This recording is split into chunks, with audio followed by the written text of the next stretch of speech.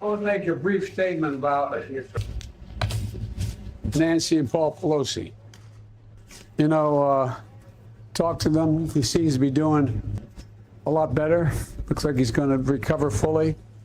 And but also, don't know for certain, but it looks like this was intended for Nancy. He kept asking, "Where's Nancy? Where's Nancy?" And the generic point I want to make is that, you know, it's one thing to condemn the violence, but you can't condemn the violence unless you condemn those people who continue to argue the election was not real, that it's being stolen, that all the malarkey that's being put out there to undermine democracy. You can't just apologize and say the violence. It affects people's mentality. It affects how people think, particularly people who are not maybe as stable as other people. So the talk has to stop. That's the problem. That's the problem. You can't just say, I feel badly about the violence. We condemn it. Condemn what produces the violence. And this talk produces the violence. Thank you. You know, I was down watching her game down at school, and I didn't hear about it until on the way in the car. I have known nothing about it, except that South Korea, correct?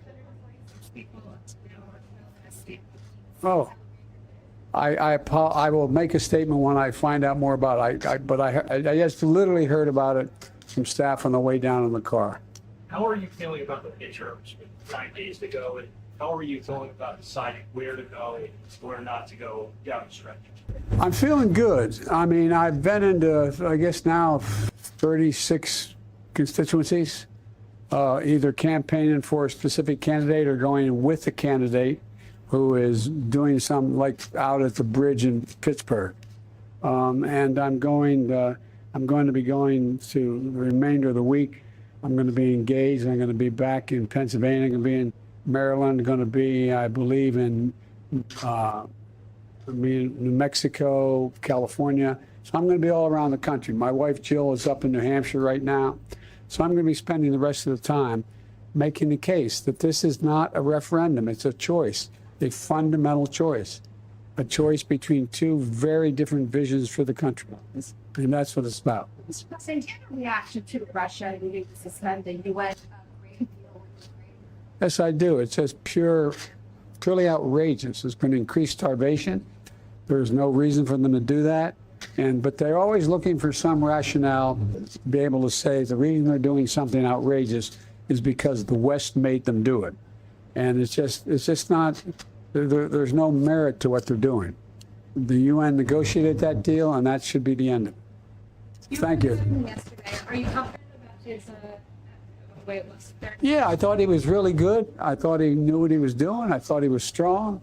And look, Fetterman is Pennsylvania. I mean, Fetterman is everything that he appears to be. You know where he stands. He has great courage. He has no reluctance to say what he thinks. He's my kind of guy, and I think he's going to be fine. And he's just getting better and better. He had a stroke. He's recovering. Thank you all very much. All right, thank you, everyone. Thank you, everyone. Thank you.